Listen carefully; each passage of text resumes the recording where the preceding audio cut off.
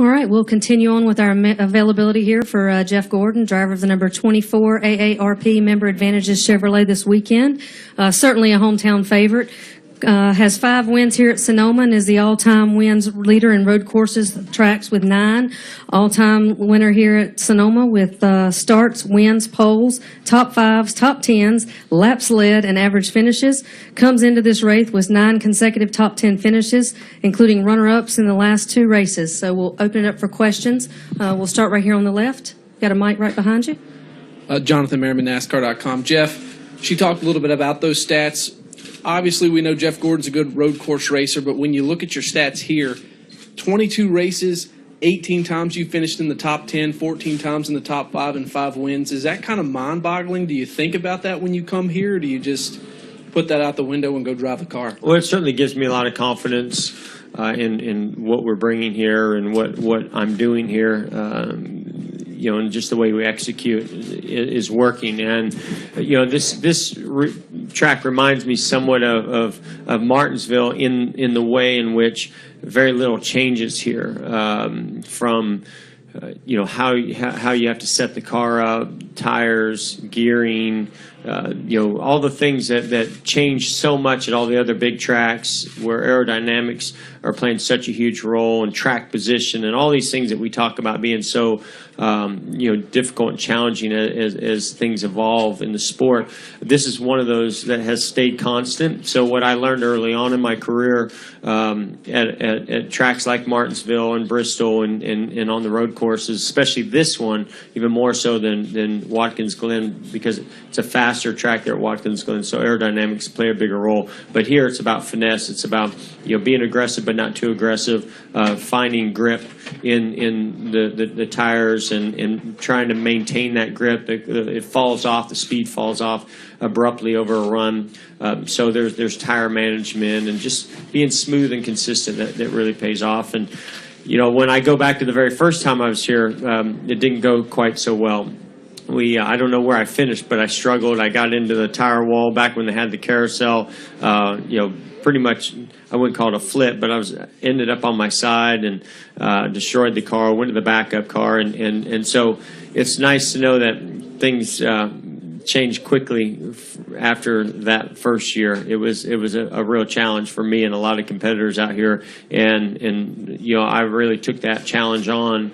And really wanted to do well here and do everything I could, and the team did as well, and that's where things really started. Your first year you finished 11th, so it didn't go all that fast. I don't know how we pulled that off. I'm not sure because I guess I learned my lesson over there in the carousel prior to the race. I'm not sure exactly. I don't remember all the details of how that race went, but I'm pretty sure it was the second year when we came back when I was running behind Mark Martin and Earnhardt and watching them battle it out. And it was sort of like being at Daytona in '93 for my rookie, my first ever Daytona 500. I was in awe, didn't know what I was doing there, and I didn't know how to execute to try to win it. And that second year, it's sort of how it was. I was just riding along, watching, not sure how to get ahead of them. But I learned a lot in watching that, and we started to go on a pretty good streak of our own. Okay, we'll take our next question from Bob, then go to Jared. Bob Pockros, ESPN. Except for New Hampshire now, you're going to every track for the last time, and I'm curious if that's kind of sunk in at all. It's certainly, this one is especially starting to sink in. It was hard at Atlanta. It was so early in the season. We had so much racing left to go. And even still, there's a lot left to go, and we're focused on winning in a lot of tracks and the chase and everything else. But I think because of what Steve and all the folks at Sonoma have done, and just family and friends that I have out here, it does feel different. It feels a little more emotional, and I think that will ramp up through Sunday. This has been a very special place for me, and always will be. But to know that this is the final time that I'll be driving here, and just the buildup, going to Rio Linda, that quarter midget track last week, that was the first place I ever raced at. Just built a lot of emotion into what's occurring this weekend. So it also adds pressure that I want to do really well this weekend. Okay, we'll go Jared, then Claire. Yeah, Jared Turner, FoxSports.com. Jeff, a couple things really quick. What are your expectations for the rules package at Kentucky? And secondly, what was your reaction to NASCAR's statement this week regarding the Confederate flag? So Kentucky, we won't really know till we get there and we experience that package. I think that the tire is still not quite soft enough for the amount of downforce that is being taken off, and that was a big thing for me. I was really in favor of seeing more downforce being taken off. When this engine package was decided to be the engine package, I felt like in order to complement that and keep the racing exciting and the drivers really working hard inside the car and the teams needing to work, to get the cars working well or better than the competition, we needed a tire to match up to that. That was going to have some fall off, like what we see here. The tires have a lot of grip at the beginning, and they start to fall off pretty substantial, and I think it makes for great racing. And that's what I'd like to see everywhere we go. So there was a step that was made for Kentucky previous to these rules, but then when the rule change came, the tire has not changed. I think I heard that there may be an option. So we'll know when we go and test. As far as Confederate flag, I think that I know how we approach it at Hendrick Motorsports, and that's everything that we can control. We've eliminated the ability to use it in any way or it show up in any of the things that we're involved with. And I think that, that's the stance I see that NASCAR has taken and have had that stance for several years. And so, to me, I'm in support of what they're doing. It's a delicate balance. I mean, we race all over, but the South is an area where we have a lot of fans, and everyone has different opinions and expression of that. And so I support NASCAR in the stance that they've taken. Okay, well, go ahead, Claire. Claire B. Lang, Sirius XM NASCAR Radio. Since you last won here, how much has changed about how equal the drivers are at this track, or how they race here, or this particular track?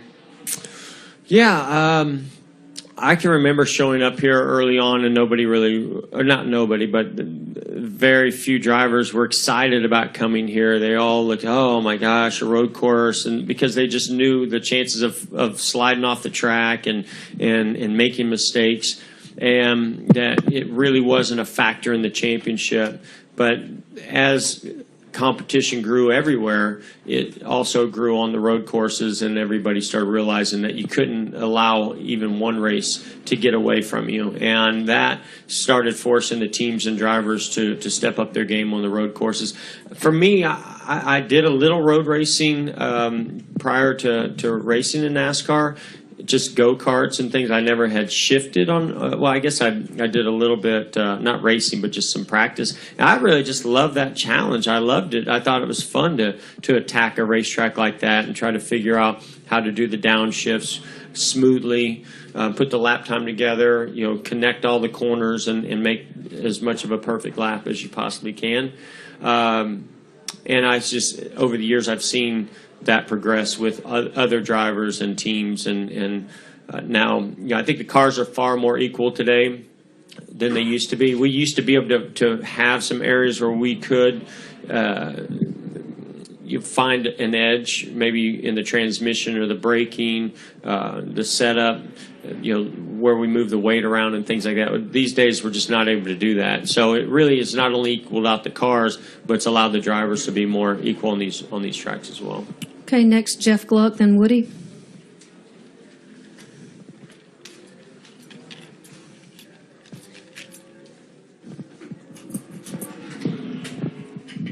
Jeff Gluck from USA Today.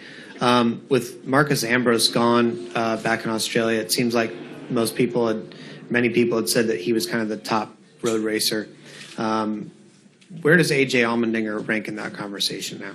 Well, I mean, he ranks up there as much or more. I mean, he outran Marcos at Watkins Glen last year, which I thought was extremely impressive because, I had been racing with Marcos that weekend until we had our issues, and he was strong. You know, he was really tough, and I didn't think anybody was going to be able to beat him that weekend. And the fact that AJ did shows what his talents are on a road course. I will say that this road course, it takes a different type of driving style. AJ is extremely aggressive. Nobody drives in the corners deeper than AJ does. You know, and I think that it's at Watkins Glen, that way of attacking the racetrack is very beneficial and definitely you know, puts good lap times together, and it's tough to beat. Here, I think there's a fine line and balance between that. I think AJ has the skills to be the fastest and the best here this weekend, certainly in qualifying. And then it's going to come down to executing that in the race. But, yeah, I would say he's the guy to beat. Okay, Woody? Woody came with MRN. Jeff, with Daytona coming up, the 4th of July race, I was just curious if growing up you have any special memories of celebrating that holiday, or were you always like at a racetrack and having to do it then or there? I know you've been going since you were a kid, but just any memories you might have of celebrating 4th of July with your family growing up? I mean, it was, yeah, I've always been at a racetrack. So, I mean, the only memory that really stands out to me is one time I went go-kart racing in Quincy, Illinois. And I think fireworks were illegal where our hotel was, but they were legal where the racetrack was. And I bought the fireworks where they were legal and brought them over to where they were illegal and caught a tree on fire. I do remember that. But other than that, I can just always remember being at a racetrack. Not the grand fireworks that we certainly have these days. I can promise you that. Okay, go ahead. We'll take our final question up front. Hi, Jeff. Tom Fitzgerald, San Francisco Chronicle. As a guy who came into this Cup Series originally as the outsider from California, I was wondering what your relationship has been with the Earnhardts over the years, senior and junior. What was that? What was the whole dynamic? Has it evolved at all? Yeah, you know, it's an interesting dynamic because I know with senior and myself, right away, battling for the championship in '95 created a rivalry among our fans and somewhat among ourselves as well. But Dale had this amazing knack of embracing that, you know, publicly, but then privately, we were just, you know, like, it was almost as if we weren't even competitors. He really, you know, gave me great advice. Sometimes when I asked, he only gave you advice about racing when you asked for it, and he was limited on that. But if it came down to business or the sport in general, he was an open book. And so I don't know if it was my curiosity and asking the right questions or him just you know, being very gracious towards me in that sense. So that you know, that part of the relationship was fantastic, and it was not what you saw at the racetrack. At the racetrack, you know, it was sort of the, you know, he had that demeanor of the intimidator, and he showed it on the track and walking down pit road and anywhere around, you know, the track in the media center, whatever it may be. But then all other times it was different, which I was fine with. You know, that was fine with me too. As far as Dale Jr., you know, I mean, he introduced me to Dale Jr. when Dale was maybe 16, 17 years old, or I don't know. He's not that much younger than me, so he's only a few years younger than me at North Wilkesboro, I remember, and he was running a late model there, and you know, Junior's always been, you know, very gracious to me as well, and I don't know, I guess because of the respect that he and or his dad and I had, maybe that transferred over to Dale Jr. and myself as well. But, you know, certainly for quite a while when his dad passed away, it seemed like the rivalry among the fans was there with Dale Jr. and myself.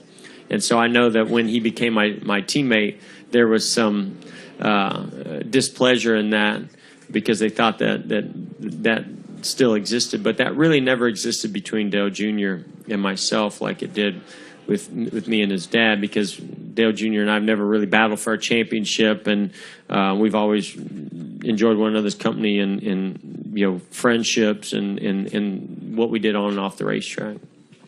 Jeff, thank you for your Yeah, time. thank you. We spent a lot of it talking about stats. Hopefully, we'll see you back in here again this weekend. This won't be your last availability at Sonoma. Good.